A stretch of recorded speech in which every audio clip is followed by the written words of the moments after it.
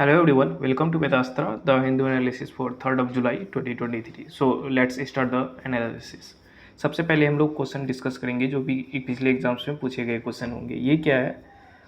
ये क्वेश्चन है वेस्ट बंगाल का हाईएस्ट पीक का नाम क्या है, आपको ये बताना है। कई सारे स्टेट्स के जो हाईएस्ट पीक होते हैं इनके नाम्स जो है एग्जाम्स में पूछे जा रहे हैं। ये क्वेश्चन एमटीएस जो 2022 का पेपर हुआ, ये पेपर में मैंने ये क्वेश्चन देखा हुआ है, आपको इसका आंसर देना है। कई सारे स्टेट्स का पूछा हुआ, जैसे उड़ीसा, नागालैंड और मणिपुर की भी क्वेश्चन मैंने देखे हैं, उड़ीसा के भी, नागालैंड के भी, यानी कि स्टेट्स के जो हाईएस्ट पीक है ये एग्जाम्स में अभी टॉपिक बना हुआ है, ये पूछने जाने की संभावनाएं हैं, इसलिए यहाँ पे मैंने ये क्वेश्चन लिया है। आपको इसका आंसर कमेंट बॉक्स में देना है।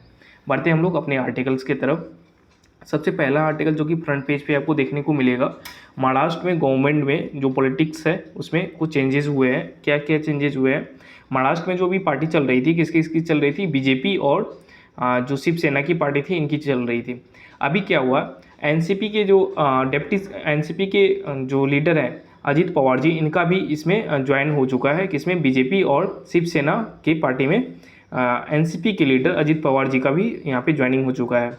यहाँ पे जो शिवसेना के लीडर हैं एकनाथ शिंदे, ये महाराष्ट्र के सीएम ही रहेंगे। और इसके बाद बीजेपी के जो लीडर हैं अजीत पवार, ये देवेंद्र फडणवीस जी ये रहेंगे डिप्टी सीएम, और अजीत पवार भी डिप्टी सीएम ही रहेंगे महाराष्ट्र के। ये अजीत पवार नेशनलिस्ट कांग्रेस पार्टी के और देवेंद्र फडणवीस ये बीजेपी से, और शिवसेना जो आपको देखने को मिलेंगे शिवसेना से देखने को मिलेंगे, नहीं शिवसेना, ये एकनाथ शिंदे शिवसेना से देखने को मिलेंगे।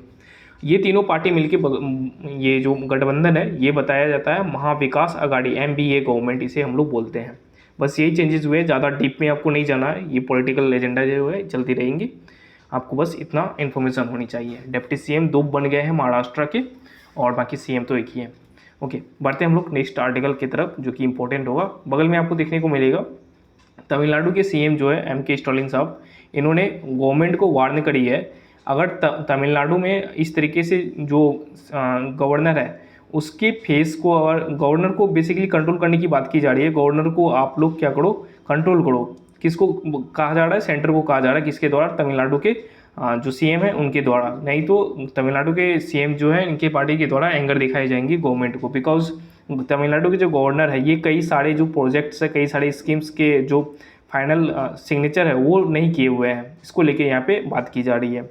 तमिलनाडु के बारे में हम लोग बात कर रहे हैं, कुछ इंपॉर्टेंट चीज़ें तमिलनाडु के बारे में आपको एग्जाम पॉइंट ऑफ व्यू से जो है पता होनी चाहिए। जैसे सबसे पहले तमिलनाडु में आपको तूतीकोरिन जो पोर्ट देखने को मिलेगा, तूतीकोरिन पोर्ट, जिसे हम लोग वीओ चिदम्बरनाड पोर्ट भी कहते हैं, यानी कि बंदरगाह। ये जो बंदरगाह है ये एक ऐसा बंदरगाह होने वाला जहाँ पे हाइड्रोजन हब्स जो है इस्टेब्लिश किए जाएंगे। हमारे देश में टोटल 3 बंदरगाहों में 3 पोर्ट्स में हाइड्रोजन हब इस्टेब्लिश किए जाएंगे, जिसमें से एक वीओ चिदम्बरनाड पोर्ट भी आपको देखने को मिलेगा, जो कि तूतीकोरिन पोर्ट भी हम लोग इसे कहते हैं, और ये तमिलनाडु में। इसके अलावा 2 पोर्ट्स और है जहाँ पे ये जो हाइड्रोजन हब्स है ये इस्टेब्लिश किए जाएंगे। इन दोनों पोर्ट्स का नाम है, एक आपको कांदला पोर्ट देखने को मिलेगा, कहाँ पे?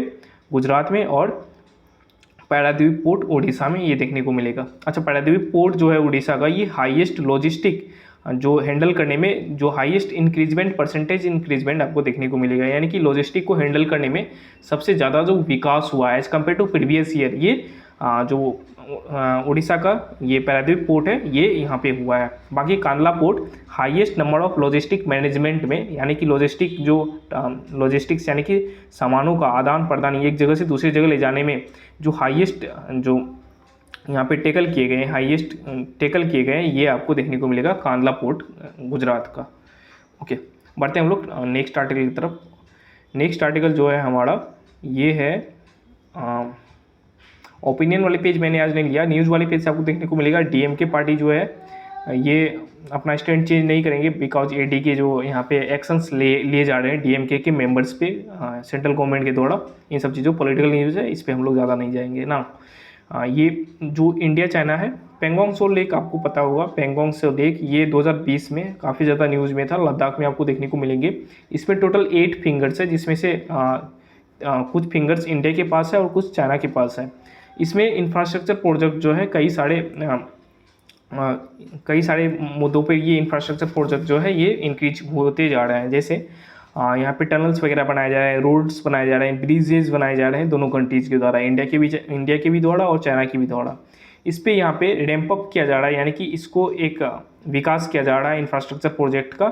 इन सब चीज़ों को लेके यहाँ पे आर्टिकल में आया हुआ है। इसमें कुछ इंपॉर्टेंट नहीं है, बस इन सारे प्रोजेक्ट्स का विकास हो रहा है इंडिया चाइना के बॉर्डर पे, बिकॉज विकास करना ज़रूरी है, क्योंकि सिक्योरिटी पॉइंट ऑफ व्यू से ये इंफ्रास्ट्रक्चर प्रोजेक्ट अगर चाइना कर रही है डेवलपमेंट, तो हमारी तरफ से भी बॉर्डर पे डेवलपमेंट होनी चाहिए।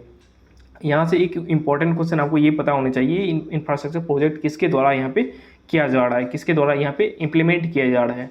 तो एक हमारे डिफेंस मिनिस्टर के अंदर एक एजेंसी आती है BRO, बॉर्डर रोड ऑर्गेनाइजेशन। इनके द्वारा जितने भी बॉर्डर पे जो भी इंफ्रास्ट्रक्चर प्रोजेक्ट होते हैं, चाहे वो रोड्स बनाने हो, ब्रिजेस बनाने हो या फिर टनल्स बनाने हो, इन सारे प्रोजेक्ट्स को ब्रो के द्वारा हैंडल की जाती है, बॉर्डर रोड ऑर्गेनाइजेशन। और इससे क्वेश्चन बना हुआ है किस मिनिस्ट्री के अंदर आती है, तो ये डिफेंस मिनिस्ट्री के अंदर आती है।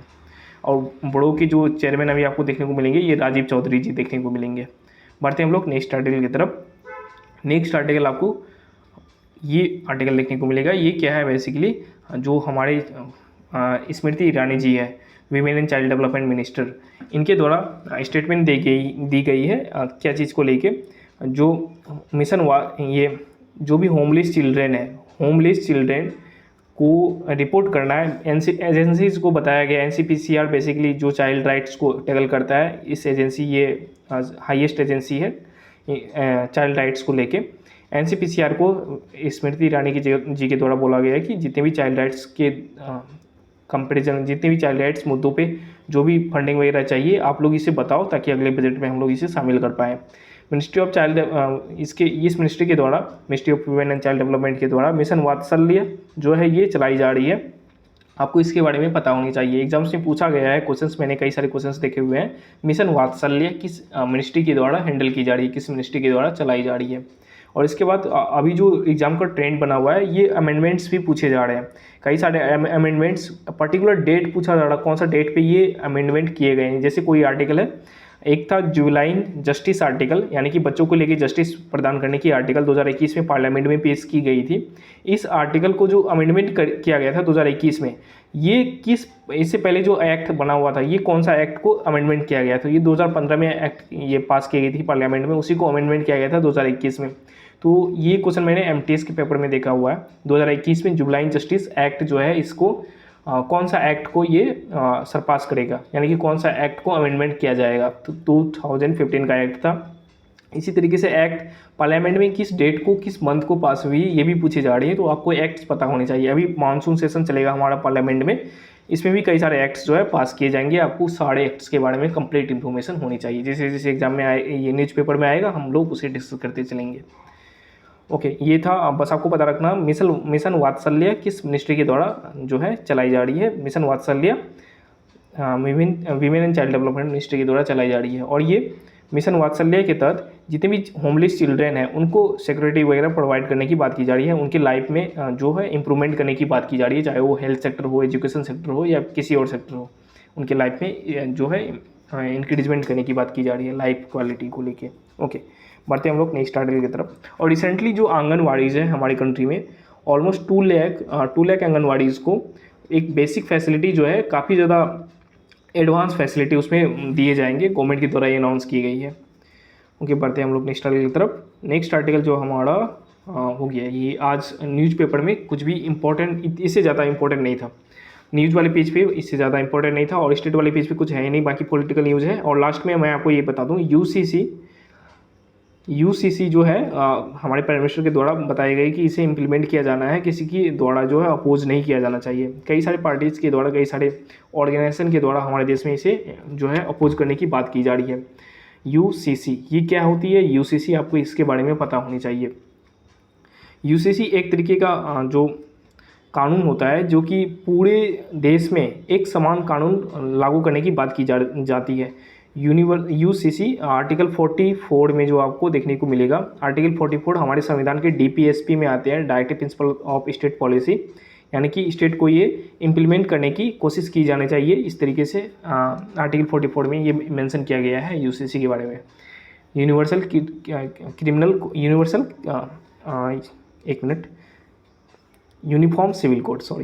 यूनिफॉर्म सिविल कोड, ये UCC जो है किस तरीके से इम्प्लीमेंट की। जैसे आपको दो जो है ये लॉ आपको पता होनी चाहिए। जैसे एक तो होती है क्रिमिनल लॉ, जिसमें जो सज़ा के प्रावधान होते हैं, जो भी क्रिमिनल्स होते हैं उनको जो सज़ा दी जाती है, जैसे चोरी करने पे जो सज़ा दी जाती है वो सेम दी जाती है, आत्महत्या करने पे जो हत्या करने पे सज़ा दी जाती है वो सेम दी जाती है। लेकिन अगर ये रिलीजियस लॉ हो या फिर शादी को लेके कोई प्रॉब्लम हुआ हो या फिर जो सिविल प्रॉब्लम हो, सिविल जो केसेस होते हैं उसको लेके अलग अलग लॉज होती है, अलग अलग रिलीजन्स को लेके। जैसे हिंदू मैरिज एक्ट 1955 के तहत जो भी हिंदू मैरिज में प्रॉब्लम होती है उसको वहाँ पे टैकल की जाती है। फिर मुस्लिम के लिए अलग लॉ बने हुए हैं, क्रिश्चियन के लिए अलग लॉ बने हुए हैं, इसको लेके यहाँ पे टैकल की जाती है। इससे होता क्या है, एक लॉ दूसरे लॉ से क्या होती है, कोइंसिडेंस कर जाती है, यानी एक लॉ दूसरी लॉ से प्रॉब्लम हो जाती है जजेस को इस जो पर्टिकुलर केस है इसको कैसे हैंडल किया जाना चाहिए। और यहाँ पे बात जो की जा रही है गवर्नमेंट के द्वारा कि सभी के लिए एक लॉ हमारे देश में इम्प्लीमेंट की जाएंगी, इसी को कहते हैं यूसीसी। यानी कि यूसीसी अगर इम्प्लीमेंट कर दी जाए तो जो भी सिविल केसेस होते हैं उसको निपटाने के एक ही लॉ हमारे देश में होंगे। जिस तरीके से भी क्रिमिनल केसेस के निपटाने के क्रिमिनल केसेस जो हैं इसको निपटाने के लॉज बने हुए हैं, सेम सज़ा के प्रावधान बने हुए हैं, इसी तरीके से सिविल केसेस को निपटाने के लिए सेम सज़ा के प्रावधान हमारे देश में बनाए जाएंगे यूनिवर्सल यूनिफॉर्म सिविल कोड को लाके। यूनिफॉर्म सिविल कोड का बस आपको आर्टिकल पता होनी चाहिए। आर्टिकल 44 में आता है, डीपीएसपी के अंदर आता है, directive principle of state policy. और ये डीपीएसपी का जो कॉन्सेप्ट है कहाँ से लिया गया था, आयरलैंड से हमारे कॉन्स्टिट्यूशन में लिया गया है डीपीएसपी का कॉन्सेप्ट। बस आपको इतना पता होना चाहिए, इससे ज़्यादा इंपॉर्टेंट कुछ भी नहीं है। सो ये था आज का आर्टिकल। अब हम लोग बढ़ते हैं अपने क्वेश्चन वाले पेज की तरफ। क्वेश्चन में आपसे क्या पूछा गया था, ये जो वेस्ट बंगाल है यहाँ का हाईएस्ट पीक आपको बताना है। वेस्ट बंगाल का हाईएस्ट पीक कहाँ पे हो सकता है आप बताओ। तो ये वेस्ट बंगाल का सबसे नॉर्दर्न जो डिस्ट्रिक्ट है ये कौन सा है, दार्जिलिंग कालिम्पोंग वाला एरिया। तो वेस्ट बंगाल का हाईएस्ट पीक यहीं पे होना चाहिए, क्योंकि हिमालयन यहाँ से बहती है, हिमालयन यहाँ से जाती है, मतलब यहाँ पे हिमालयन स्थित है, बहती नहीं है। और ये वेस्ट बंगाल में जो आपको दार्जिलिंग डिस्ट्रिक्ट है यहाँ पे आपको एक नेशनल पार्क देखने को मिलेगा। इसी नेशनल पार्क में आपको संदाकफू SANDAKPHU संदाकफू या फिर संदाकपुर PUR ये दोनों प्रोनाउंस किया जाता है, दोनों बोला जाता है।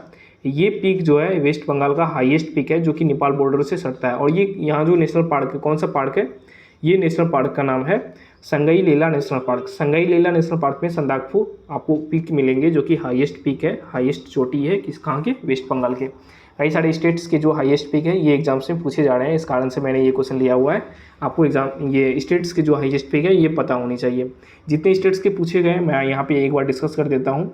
जैसे संदाकफू वेस्ट बंगाल का हो गया, उड़ीसा का भी पूछा हुआ है। उड़ीसा का जो देओमाली है DEOMALI देओमाली उड़ीसा का हाईएस्ट पीक, और ये शायद CGL के एग्जाम में आया हुआ था, CGL 2021 के एग्जाम में। एंड माउंट साड़ामाती ये आपको कहाँ के हाईएस्ट पीक देखने को मिलेगा, नागालैंड का माउंट साड़ामाती। और मणिपुर भी अभी न्यूज़ में है, इसके हाईएस्ट पीक आपको पता होनी चाहिए। क्यों? क्योंकि ये न्यूज़ में काफ़ी दिनों से है, ये एग्जाम में क्वेश्चन इसके बन सकते हैं। तो मणिपुर का हाईएस्ट पीक जो है माउंट टेम्पू TEMPU टेम्पू। सो ये था आज का आर्टिकल। मिलेंगे हम लोग कल यानी कि 4 जुलाई को। कई दिनों से मैं जो वीडियो है अपलोड नहीं कर पा रहा था, कुछ कारण हो जाते हैं, कुछ प्रॉब्लम हो जाती है, इस कारण से मैं बार बार जो स्किप करने लगता हूँ। चीज़ें जब ठीक तरीके से हो जाएगी फिर मैं कंटिन्यूअस वीडियो जो है अपलोड करूँगा कल, लेकिन मैं वीडियो अपलोड करूँगा, इसकी गारंटी देता हूँ। Okay, and thank you so much watching, bye bye.